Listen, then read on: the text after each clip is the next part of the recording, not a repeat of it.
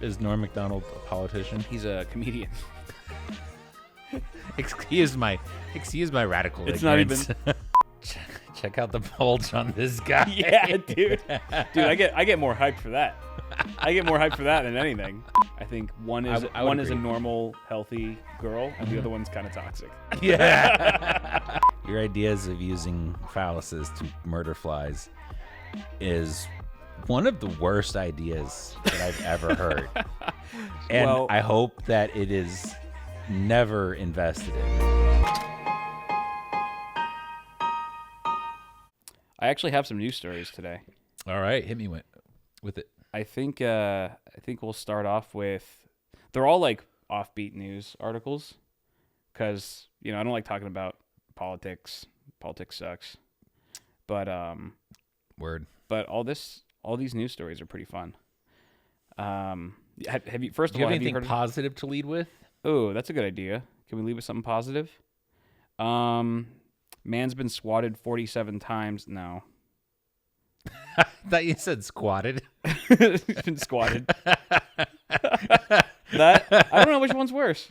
They both kind of suck. Honestly, Would you rather be swatted 47 times or squatted 47 times? if I had a gym bro who I could climb on their shoulders and they could just do squats with me on their shoulders, Oh, that'd be nice.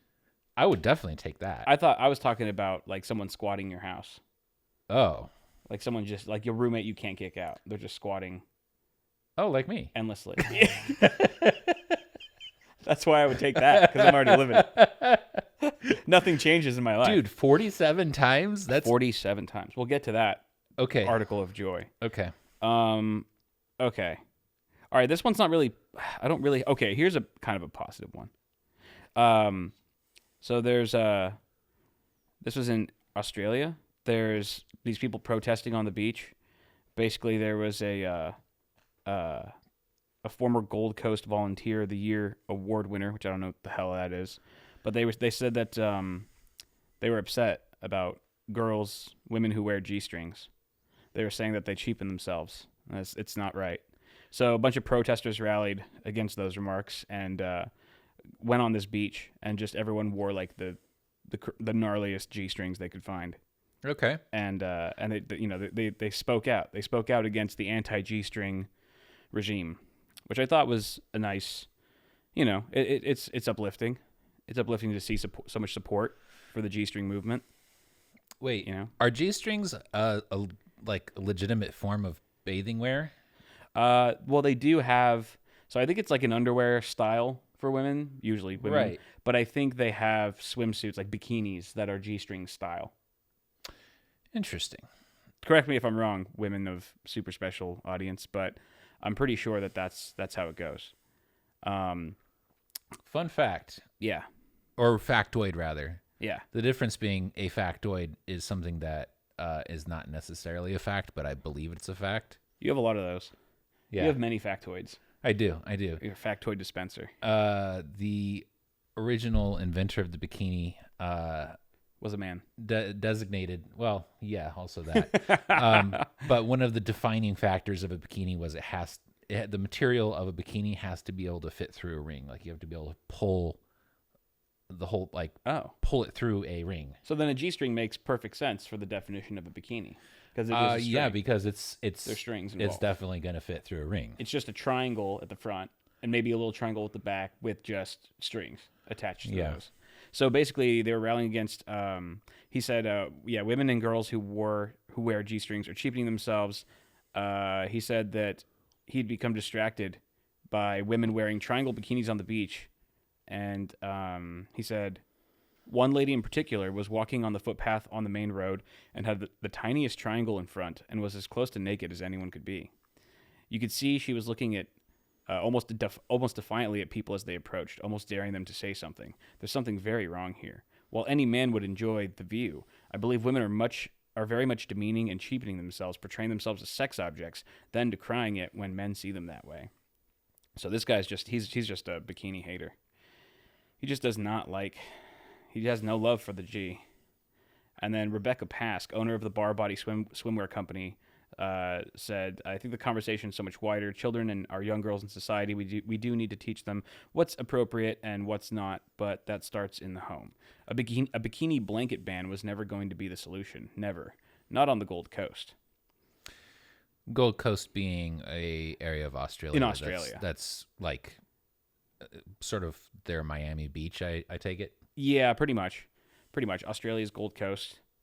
Oh yeah, the demonstration was named Free the Peach. And okay, so I'm curious. Are there a lot of men out there wearing G-strings? Yeah, like extremely revealing probably underneath swimwear. I bet secretly. Oh, you mean at the beach? At the beach, like, yeah. Openly. I mean, I haven't been like I've never really seen it all that much. I've seen maybe like a thong, a dude in a thong here and there. But most of the time it's not. You think if they got called out that people would support them to demonstrate? Oh, if men got called out for it? Yeah, like if a group of angry moms were like, "Hey, these dudes are inappropriate, shrink wrapping their junk and parading around at the beach." Well, it's like if women can do it, why can't men? That's what I'm saying. Like equality. Yeah, yeah. I think that equality should be the main driver of these things. So and even if we are gonna be slightly less equal, like men in G-strings and bikinis is just way funnier. And it's good entertainment. And in most places, they're a lot less likely to draw a crowd of supporters. Yeah, but I agree, they are. But just as many onlookers. Yeah. Because I think so. You're just as likely to point out a man in a bikini to one of your friends as you are like a really beautiful woman in a bikini. Yeah. You know what I mean? You're like, I mean, how many times have you been at the beach and been like, bro, check out the bulge on this guy? Yeah, dude. I get more hyped for that. I get more hyped for that than anything. I'm just like, this guy, like, how do I be like exactly like this guy to have the confidence to rock that? Imagine the confidence you have to just go to a beach and be in a bikini as a man. There are medical conditions that can cause very enlarged testicles. Uh-huh. I feel like if I had one of those, yeah, you would rock it. I probably would. I'd be more likely to if I had the goods to flaunt. Yeah. But I don't know, but like a bikini is revealing your whole body, not just your bulge. So it's like you just that's pretty much, I mean, that's kind of all dudes have to work with. That is true. Like, okay, that is true. That's a good point. You see like a Homer Simpson type body, but he's got a huge bulge. You're just like, nice. Yeah. But if you it doesn't. We have it pretty easy. At the end of the day, a man's physique doesn't matter. It just doesn't matter. It is what it is. It's like you're gonna like it or not. It's surprising. I think it's surprising the range of preferences that humans can have. Yeah. I mean, right. You gotta find somebody. Right. And your ability to find, something's like, I think some people end up getting really fixated on a particular stereotype or phenotype of like what their most attractive potential mate looks like. Okay. And I think there are a lot of people who maybe it's not on purpose, maybe it's an accident, maybe it's just the brain doing what the brain does. But I have to imagine that it makes it really difficult and challenging to find somebody who will be in a relationship with you who you find attractive, because you've dialed in what you find attractive so tightly that there are very few people who fit that. And then out of that pool of candidates, how many are going to find you attractive and interesting as well? Yeah, there are. It seems like the more successful folks are very adaptable, open-minded. They can find a wide range of physiques and whatever. Yeah. Attributes attractive. You mean like successful in relationships? Or successful in like a business sense? ¿Por qué no los dos? Yeah. Yeah, I mean, I think you have a lot better chance of forming a decent relationship if you're just kind of more going based on. You can go based on looks too, but if you kind of like factor in personality, because like sometimes you see like we've all seen like the really hot chick, and then the second she opens her mouth and she's just like vapid and terrible, you're like, I don't find her attractive at all anymore.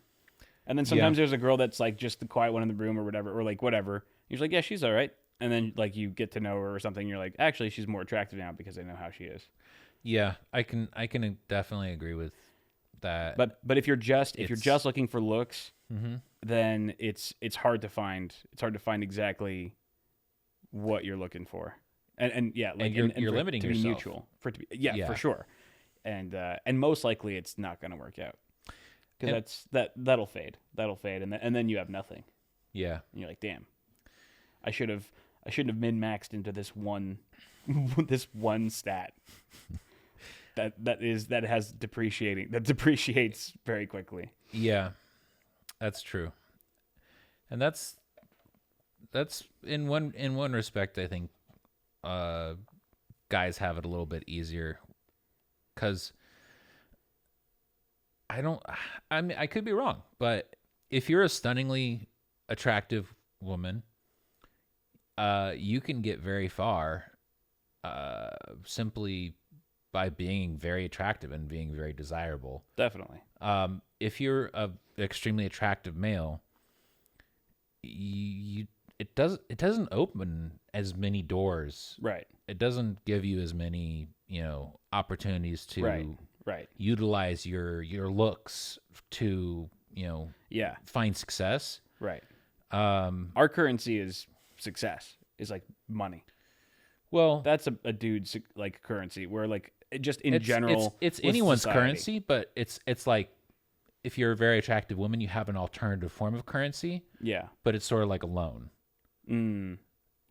Interesting. Because especially if you, regardless of your gender, if you're very attractive and you progress in life based solely off of being attractive and desirable, then you run the risk of ending up at a point where your looks have deteriorated and you haven't built yourself into an interesting and attractive on the inside human being. Right, exactly. Who can then, continue living with success that they've created and not the the success of external attractiveness. Yeah, you're kind of setting yourself up for failure in the long run. Right. If you're just focusing on that one thing.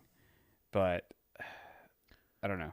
I think a super attractive guy, it's just like, I don't know. I guess you get chicks or whatever, but you don't get well, you could probably get a sugar daddy. I don't know.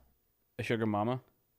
Well, a sugar daddy, I guess if you're, if you're into guys, if you're a guy man-seeking man, you could get a sugar daddy. There's nothing wrong with that. But I don't think there's as many sugar mamas out there as there are sugar daddies. No, definitely not. Definitely not. Because again, I think a sugar anything means that you have money. Right. And I think money is the stronger currency. Like men have more power with money than women do. Just like women have more power, like you just said, they get further with looks than men will. So it's like I think that's just why there tends to be a lot of wealthier men who are looking for attractive women, and they sort of mutually benefit in a way. Yeah. No, if I'm whatever dude and I'm successful and I have money, then, even if I'm not that attractive, externally or internally, I can probably find an attractive mate just because I'm financially successful. And that's just how it is. Yeah. But I don't remember where I was going with that thought. I mean, we basically just got into how society works with it's a type of sexism. Yeah. I mean, it's an unfortunate reality. It's a fortunate part of reality, I guess, that you don't have to. It's like that's how part of the world works. Yeah. But it's not how you have to work. It's not like you don't have to follow that. I wonder how that dynamic changes in countries where women are not allowed to display their face, their looks. Mm. I wonder how that changes when, like, if you live in a society where women, all you ever really see is their eyes. Yeah. Maybe you just base them off how good their eyes look. Well, I have read that they're really, really damn good at doing their eye makeup. I bet, because that's their only thing. That's And dialing in their perfumes. Yeah. They have like G strings for their eyes. They just go to the beach and just wear like a really thin mask. In societies like that, how do you like? Does that actually cause men to? Does it filter out the attractiveness currency? Does it make men look for women who are interesting intellectually and not like, oh, I'm physically attracted to her? Like, I mean, I could be wrong, but I feel like a lot of the countries where they force women to hide their faces, they're not exactly looking, they're not exactly treating women with the highest levels of respect to be like, I respect you for your intellect. Yeah. And in fact, a lot, like I know at least some of those countries like don't even allow women to go to like university. Yeah. I might have been a little too glass half full on that one.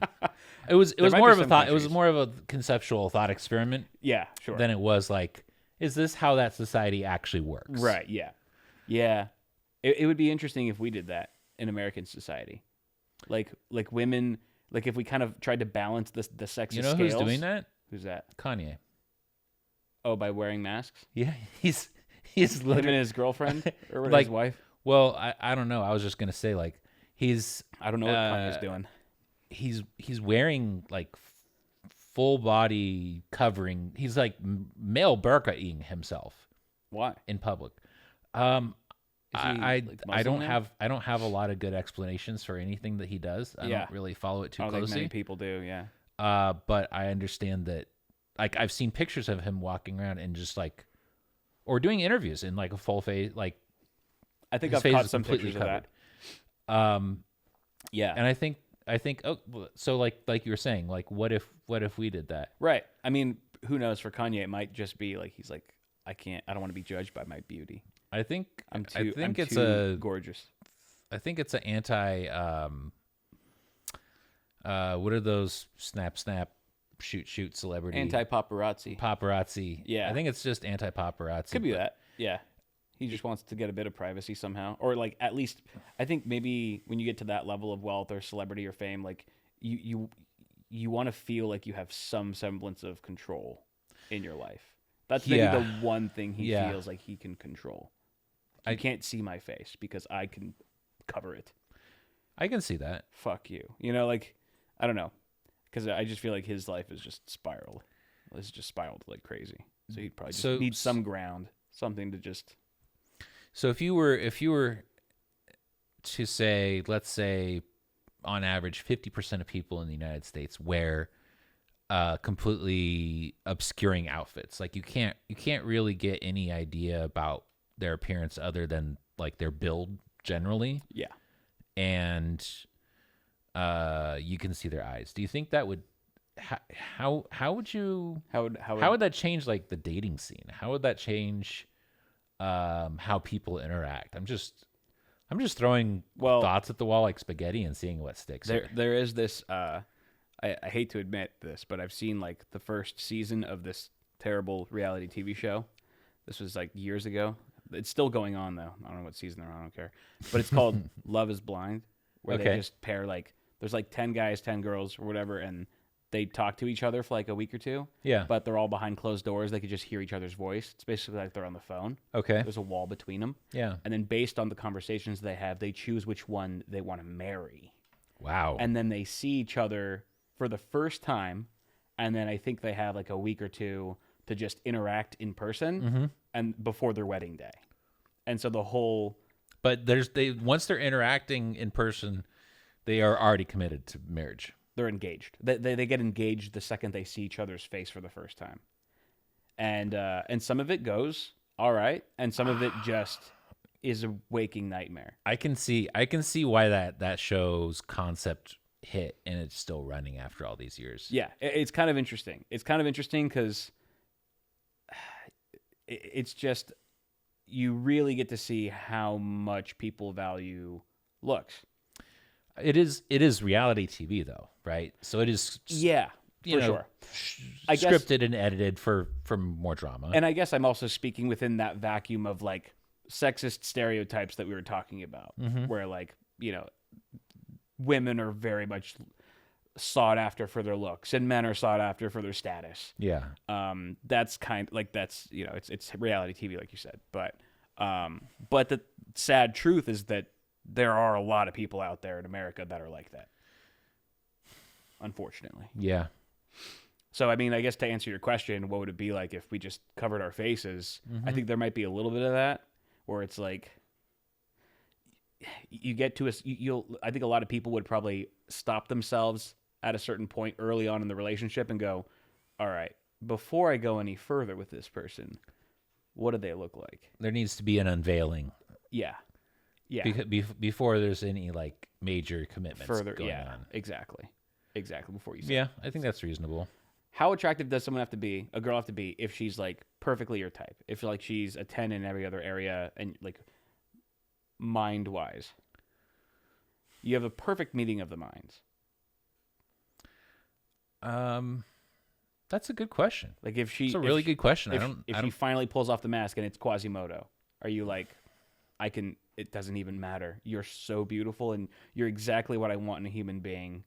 I feel seen around you and we can look into each other's souls. That's a genuinely, it's tricky. It's a tricky question, and it's one that I haven't really given a lot of thought to because I've never been, I think, confronted with that particular thought experiment. Yeah. Because like most, or at least many people, I tend to, well, at least me, I don't have a super active like dating life. Right. I haven't had a ton of experience with, pursuing people because they were attractive and, then finding out, oh, I don't like their personality or whatever. Yeah. But if it was okay, so in your scenario, I don't know what they look like. Yeah. But they're awesome. They're like a perfect soulmate. Of course. Yeah. Here's the thing. So I can't say for sure. Yeah. But I want to believe that it wouldn't matter because I believe that it shouldn't matter. But I also understand that, that's not, I can't make myself, feel a certain way about somebody. Right. It's not a consciously driven thing. It's just how I feel about somebody is how I feel about somebody. Exactly. You have no control over that. Yeah, I can't control it. Right. And so I want to believe that, they could look like anything. Right. But I think the reality is probably they would, I would be very challenged to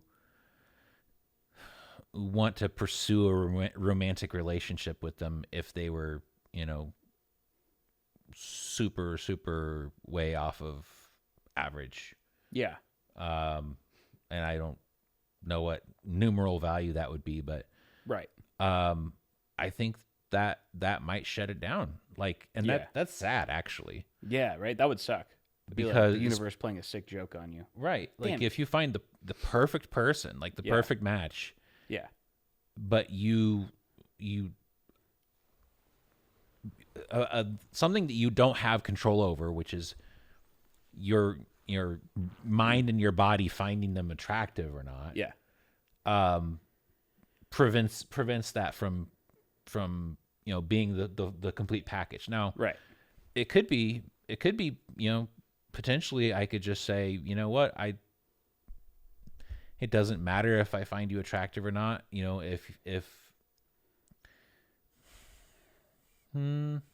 Because I mean, a relationship is complex. It's complicated. There's a lot of moving parts to it. You know, like having a great conversation with someone, being able to do that and sit down and talk for hours on end and still be engaged is a huge part of it. Yeah. But there's also other areas, other slices of a relationship, like, you know, compatibility, you know, and I think intimacy is one as well.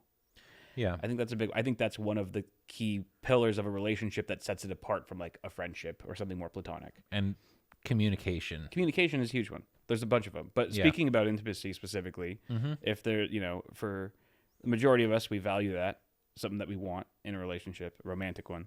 And if you're unable to get past that mental barrier, that hurdle of like, I just can't, like you said, I can't control how I feel about you in this certain way. You know, I'm just not attracted to you in that way physically. And it's making it impossible for me to be intimate with you. Right. So at that point, it's like, in my mind, best friend. You're the best friend I'll ever have. Yeah. You know what I mean? It's because why waste that connection? Exactly. Yeah. Unless it's a deal breaker for them, unless they're like, I don't want to be around you. Yeah. If I can't have all of the aspects of a potential relationship. Right. Yeah. Then it's still worth keeping. Like or quality people are rare. Right. And that's a quality person. So you want to keep them in your life. You want to friend zone them. Right. Yeah, you want to bag them as a friend. Now is that but it only works if they're okay with that. If they want something more, then it's not going to work. Absolutely. It's not fair. It's not fair. Now, that just made me wonder if a woman friend zones man, as that's, you know, the typical thing that happens, right? Yeah. How much of that is, I think you're a cool person and I like having you around, and we get along well, but just I'm not romantically interested. And how much of that is just, okay, here's a backup, here's another backup to my main play. I think it depends on the girl. I think one is a normal, healthy girl, and the other one's kind of toxic. Yeah. Yeah. I think that's the main key difference. Yeah. But because then you're just, one is like, I still see the value in our friendship and I still want to continue this, you know, where it's, you know, we're both comfortable and stuff. The other one is, I'm using you. Yes. You're expendable. I'm using you. Using people is uncool. It's definitely not chill.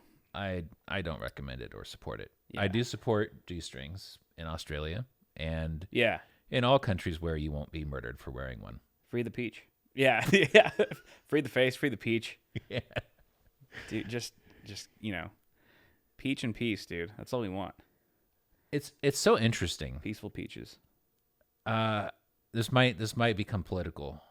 So you may have to cut it. I don't know. That's all right. If it's a little political, it's all right. I just find it very, very ironic that the like dichotomy between how people in the United States look at nudity and sexuality versus violence. There's especially in media. Yeah. There can be an immense amount of violence. Yeah. And the movie's rated R, and everybody's happy, and you move on. But anything more than just a light coding of sexuality. Yeah. Just we don't do it. Anything that goes towards what HBO would do. You can't even have that rated R. Right. It's not gonna fly. Yeah. Yeah. And it's like, why is it like we have a lot we choose what we watch, but why is it okay for, in general, in society, people to go, this story about a bank heist where 100 hostages are murdered is, depicted graphically, and that's fine. Yeah. But Some breasts are exposed. There might have been some peeks at some genitals. Yeah. That's completely in the same setting in the cinema. Right. That's unacceptable. God forbid on television. Because like the news shows shootings, right? Yeah. Like actual people getting shot. Yeah. And they'll dampen it, they'll censor it to some degree. I've never once seen the boobs on the news. Like some boobs on like the only time you'll see them is like if No somebody at a football game flashes the camera real quick and they don't kick in the delay soon enough or something. But they don't ever censor like the guy just busted into like a bowling alley with an AR-15. Yeah. I'm like, uncensor the boobs. Well, they'll blur out like bodies. Okay, and stuff. sure. Yeah, that's true. But they show scenes of violence of people really dying versus like boobs are for feeding babies. Yeah. They're for sucking. They're not harmful in any way. Yeah, except the ones from Austin Powers. That is true. Those were machine gun titties. Those were killer tits. And they were deadly. But I don't think that a titty has ever taken a life. Right. It's only given life. Right. That's what their literal purpose is. Yeah. So anyway, I find it very ironic and annoying that there's such a divide in society about what's acceptable. Right. I think it's because we're babies. I think it's because we're insecure. And the reason is because like violence is something that we can be easily detached from. Yeah. Sexuality, we identify with it, and it becomes personal, and we relate it to us, and we project because it affects. It's about us. Violence, like I know I'm not going to go out and blow someone's head off. Most of us are pretty chill like that. Yeah, most of us can. But you see something sexual, you see something like you easily get triggered because now this relates to me and my past and my own insecurities about my own body, my own sexuality. It touches on a different part of your brain. Yeah. Okay, that's a fair point. This man has been swatted 47 times for making a joke about Norm Macdonald. That's very funny. Is Norm Macdonald a politician? He's a comedian. Excuse my radical it's ignorance. It's not even that deep. This article is crazy though. So there's a teenager. He's like 17 years old. He lives in California, and he has the swatting operation where he like charges $40 for anyone to call in, and he'll just swat anyone you want. Okay. And that's kind of cheap. It's $40 to get someone's gas shut off, $50 for a major police response, and $75 for a bomb threat or mass shooting threat. There's this kid. Those rates are crazy. It's insane. It's insane what a good deal these are. He must be doing mad volume. Yeah. They arrested him, and he's being charged with like 4 felonies. But he has a partner that hasn't been caught yet, who's doing this with him. And the partner, like, they just started ganging up on this guy. Oh, maybe you know him because, not personally, but I think he's a sci-fi writer. His name is Patrick S. Tomlinson. Does that sound familiar? I want to say I can see him as an actor. I want to say I know that name from some show, but I could be totally wrong. I don't think I know him as an author. So these kids who are doing the swatting, they call themselves tour swats. Among the hundreds of swats that tour swats allegedly claimed credit for were multiple hoax call-outs at the home of Patrick S. Tomlinson, a Milwaukee-based science fiction author who says he's been swatted dozens of times in the past 4 years as part of a targeted harassment campaign by a group of sociopathic stalkers. So this is insane. Like he has these stalkers. This author, this poor sci-fi author. I don't know anything about him. He could be a royal douchebag, and maybe he deserves some of it. But either way, this is insane. In the last 4 years, he's been swatted 47 times. He's had guns pulled on him. He's been arrested. He's been just in the middle of the 2 a.m. just cops kicking down his door, storming him and his wife. It's insane. He lives. Okay, so after the first, like, let's say 3 strikes, yeah, of getting swatted, you would think you would think that you could contact the police and the sheriff's departments, have a meeting and say, look, I'm being targeted. Yeah. If you get I'm threatening myself or somebody else with a gun at my house, call. Can you please politely knock on the door and give me a chance to not get it broken down? He's tried that a million times, a million different ways with a million different people, organizations, authorities. Nothing. They still one day he got swatted 4 times, and on the 4th time, it was 9 p.m. There was still 6 cops that showed up with assault rifles. And those, down his door. I'm guessing they were still working the same shift, Probably. like from swatting him earlier. Yeah. It blows my mind why the authorities don't get it, why they can't identify a SWAT. It's crazy. I think isn't there some legislation being bounced around to try to minimize the swatting thing? Yeah, but I mean, I don't think they've made much headway there. It doesn't seem like it. But it's. I know, because legislation got passed to reduce spam calls, and it's not like that seems to have had any effect. Right. Yeah. I mean, these teenagers who are running this whole thing, they're saying like they're not going to stop until either the author or his wife die. Okay, so crazy. Why So do it's they like a have a terrorist particular vendetta against this guy? It doesn't even say. The article doesn't even say. Oh, well. Did somebody just... Okay, hold on. Did somebody pay them like, $100,000 to ruin the guy's life, or what? So this guy who, who's being the target of all this, he does some stand-up comedy on the side. He came to the attention of a hardcore group of online stalkers 5.5 years ago after posting an innocuous tweet about the late Saturday Night Live comedian Norm Macdonald. He basically just says, hot take, I've never found Norm Macdonald funny. I was pretty sure all my comedy friends who did were either nuts or screwing with me. That's it. Harmless tweet. Just an opinion.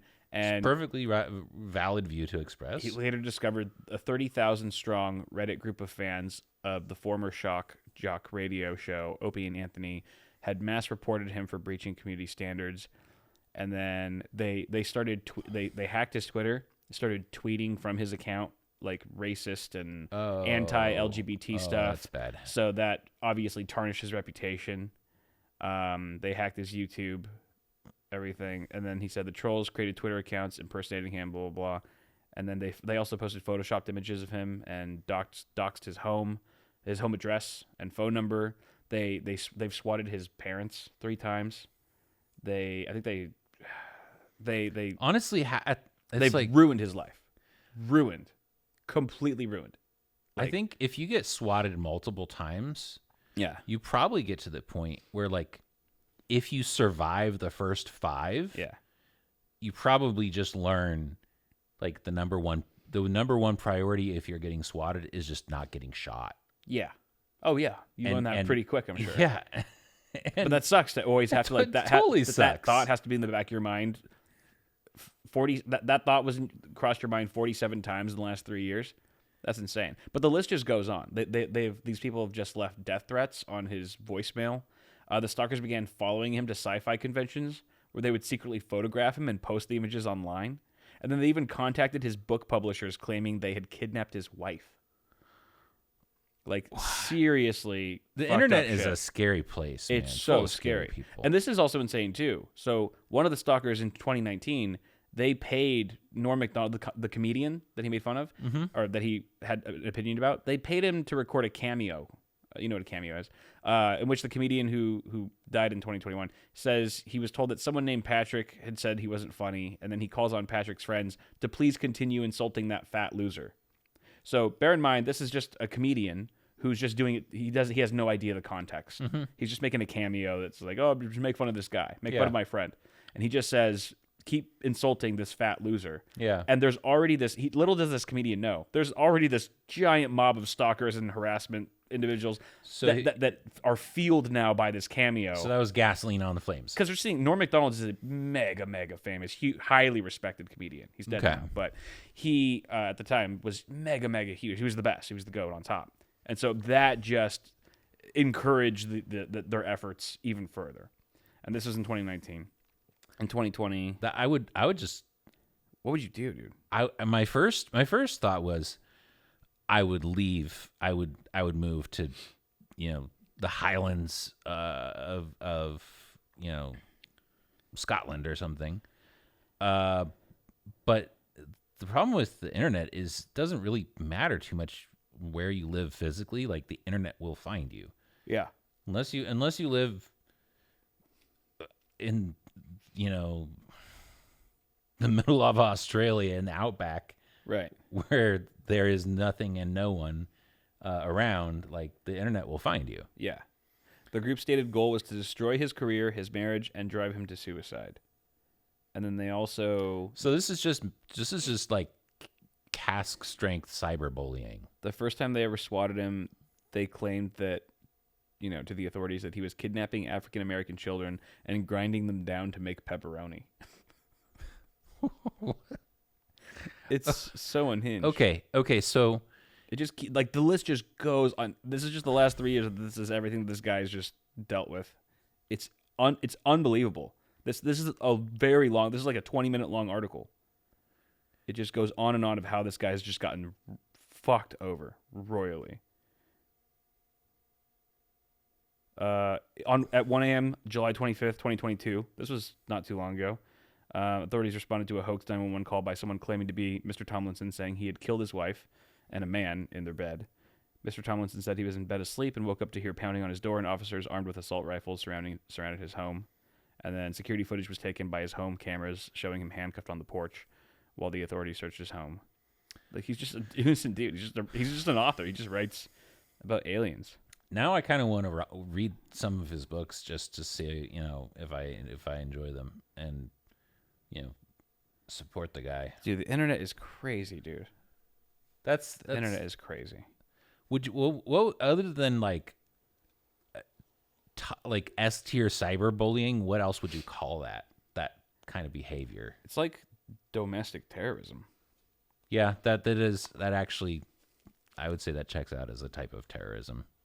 For sure. It is literally... You're trying to get someone killed. Well, yeah, terrorism is... With a good chance of it happening. Yeah. People have done... Dude's gotten swatted 47 times and he survived. I'm impressed, honestly. Exactly. Which is just terrifying.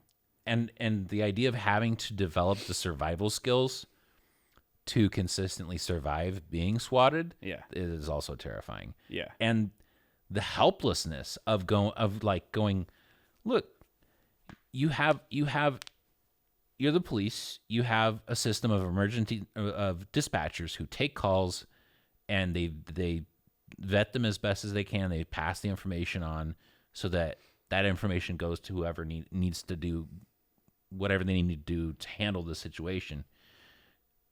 Can you put a sanity check in there for things that are in regards to me specifically, based off of this well-documented history of abuse of the system, specifically to target and harass me, right?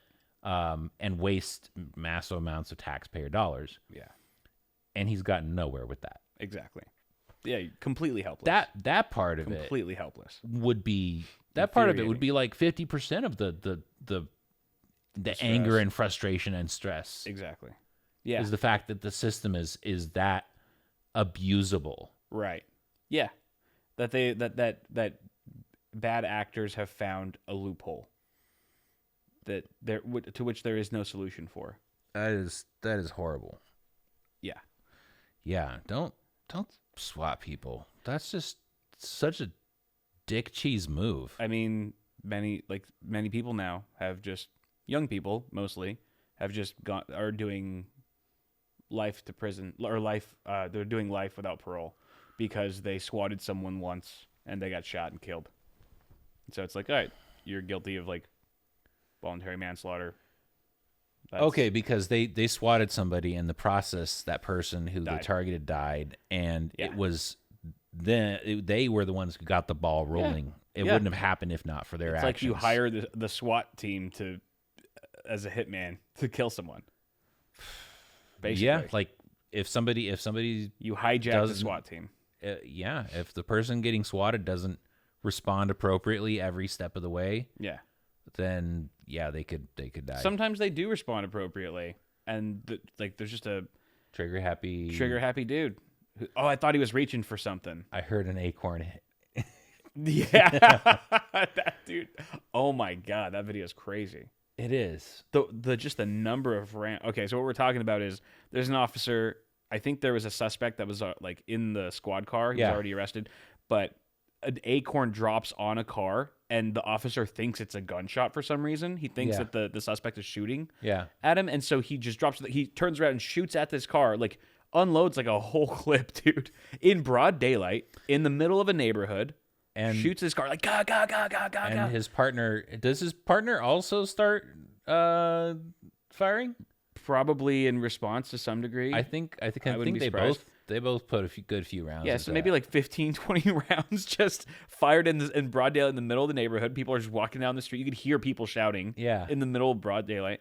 And he's like, I'm hit. Oh God, I'm hit. And literally all it was just an acorn falling from a tree onto his car. Like I couldn't even hear the acorn in the video. So I don't know why he thought. He's just spooked.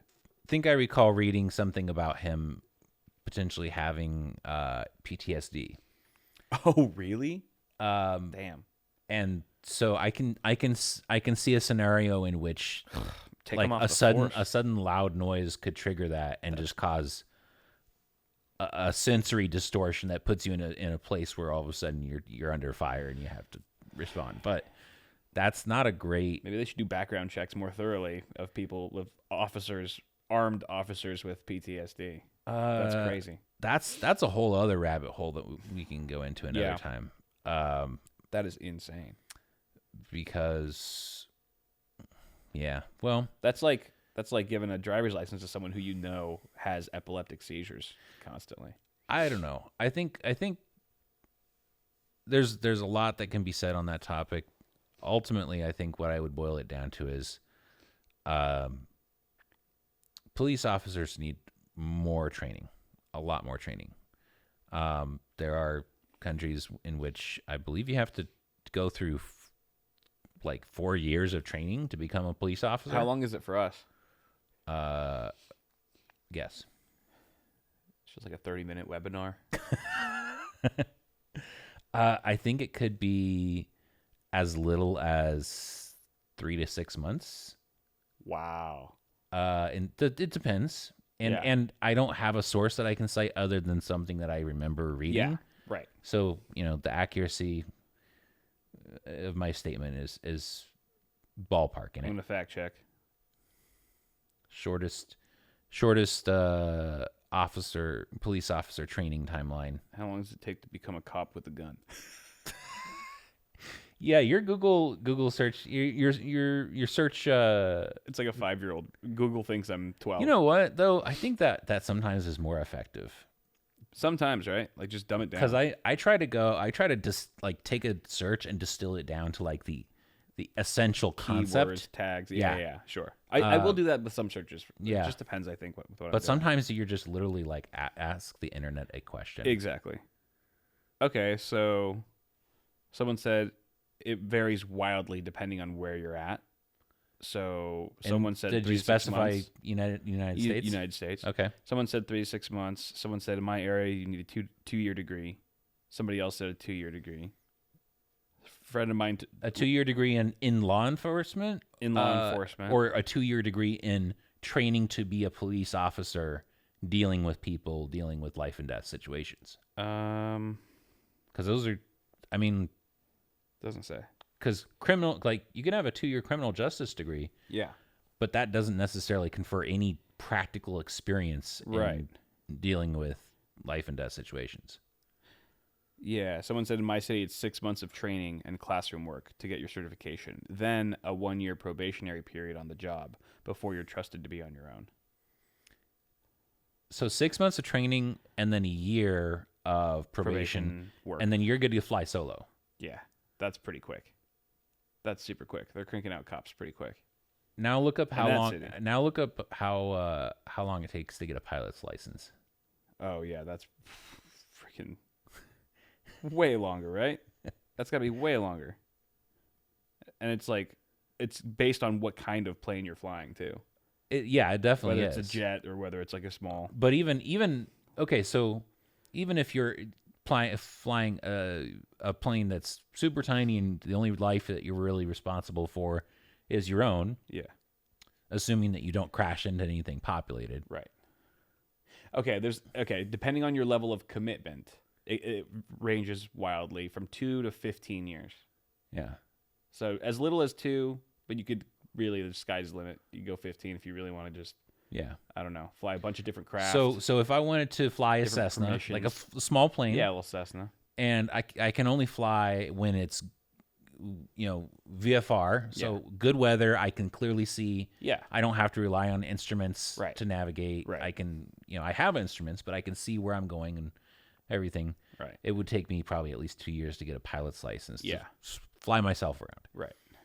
But if I wanted to have a gun and handcuffs and patrol the streets and fight crime, I could probably potentially be doing it in a year and a half. Right. Flying solo. Right. That's, I don't know. I like that balance. That's a lot less time relatively to fly a plane than it is to just like be in charge of making split-second decisions that change lives forever. Yeah. Having the power to just take a life. Yeah. Without consequence. Because here's the thing. Without consequence. Pretty much, yeah. Because there's a lot free pass to kill someone. Good old Spider-Man. With great power comes great responsibility. So if you're a pilot and you're flying a single-seater, small plane, that's still a lot of responsibility because you're not just responsible for yourself. You're responsible for everyone below you, people below you, and other people in that airspace. Of course. And so I think 2 years it's kind of feels like a lot, but at the same time, no, that feels about right. Yeah. You want to fly commercial. You want to be responsible for 300 people's lives. Sure. Then 15 years of training is okay. Then I don't see a problem with that. And a lot, for sure. But anyway, more training for police, please. Yeah. You don't want to get swatted 47 times. I don't want to get swatted any number of times. Only swatting definitely I want to do is definitely not 47. Going after flies. Yeah, dude. I want that low key swatting experience. You don't need any experience to swat a fly. No, but you do need limbs. Do you though? You could probably swat a fly with like your head. You probably could. If you had the flashlight, because what you do is you blind the fly with your flashlight first, so that it gets all you can't see, and then you slap it.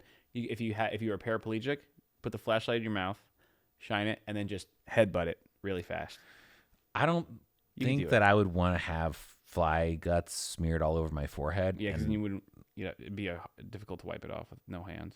Yeah, but I mean, you also don't want a fly flying around. You can wash your. At that point, you're probably good enough to like. As long as wash your forehead. I don't know. I think if I was wheelchair bound, I didn't really have the use of my arms or legs, and there was a fly in the room. Yeah, I think I would probably just let it go as long as it wasn't like crawling around on my eye or something. Oh yeah, no, I would kill it. I'd smash it with my forehead. You would just full on like. What else am I gonna do? Live with it? No. Like, how else would you kill it if you had to kill it? If you were hell bent on killing it, you had no arms or legs. I'd eat it. What else are you gonna?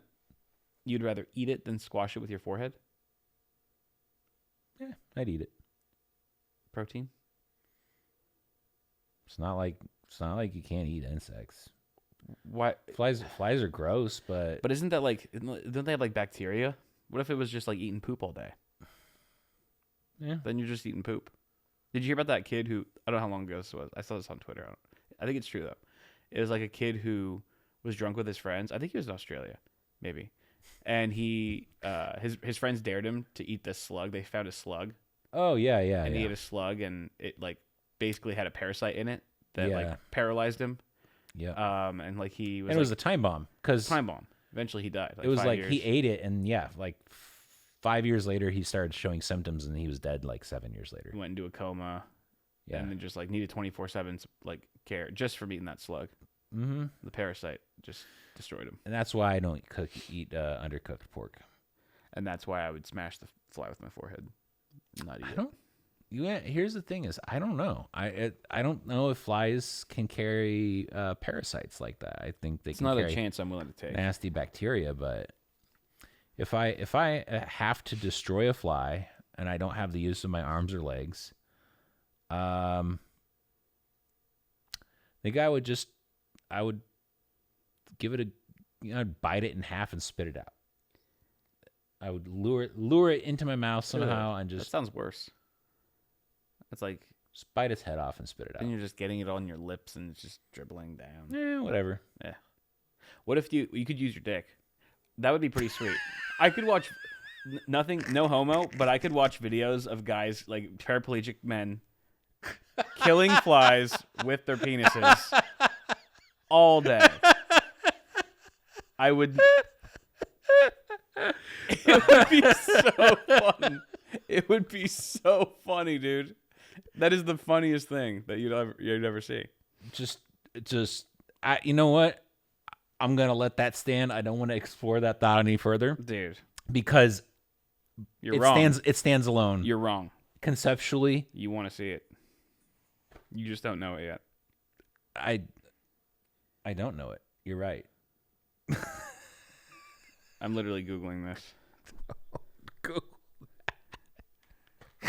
No, dude, it's such a crazy concept. That's even like the most specific fetish. Like I dare you to come up with a more specific fetish than that. And I know you're not saying it's. I know you're not saying it's something that you're aroused by. Yeah, but you would find it hilarious. But I would die on the internet when it comes to things done with penises. Yeah, that would fall under fetish. I mean, just the fact of like how precise you have to be, and just the thwap, like the absolute momentum you have to get, the slap. All right, so but here's the problem: is if you're waist. physically disabled, and you don't have the use of your arms or legs, you don't. How are you going Build to control momentum.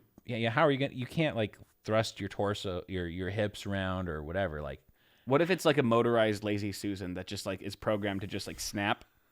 So you just put you put him on the Lazy Susan, and then you angle him just right, and then you just press a button. He has it. Maybe he presses the button himself. Give him some control. No. Give him some autonomy.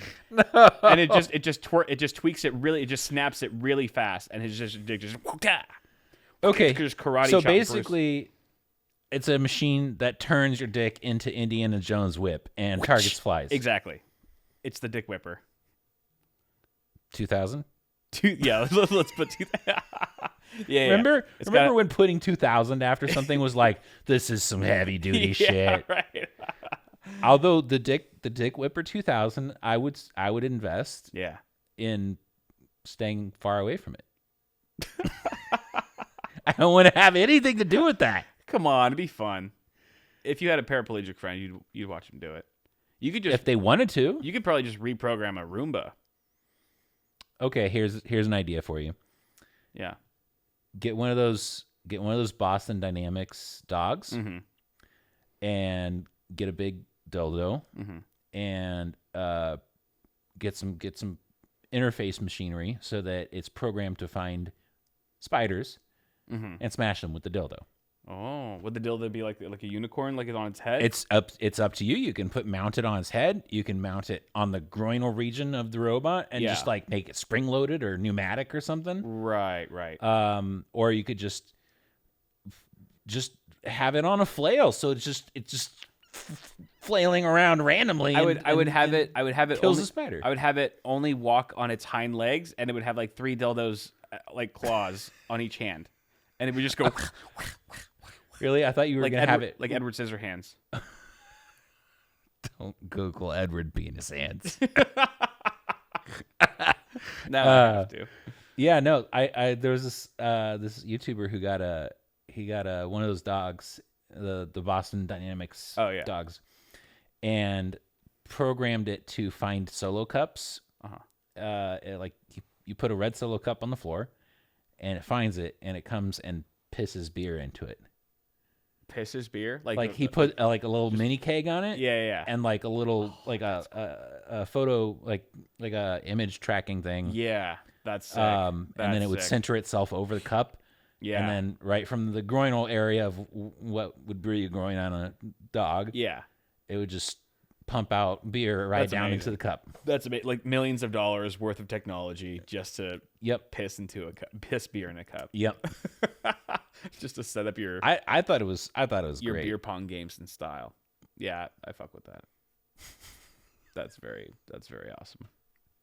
Your ideas of using phalluses to murder flies is one of the worst ideas that I've ever heard. And I hope that it is never invested in. Well, I hope you don't mind us talking about it, because I already know I'm going to make this into a segment for next episode. It's fine. I've got some segment ideas. You have some terrible ideas. Yeah. It doesn't mean they're not worth discussing and they're not funny. Right. Yeah. That's what dude. I don't know. I don't think that's a bad idea at all. I think you could turn it into a sport. I think you really could have some star players, some MVPs. Yeah, I don't think that dicks are meant to get whipped around.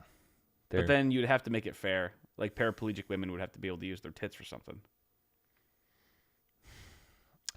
I don't like where this conversation is going. Equality.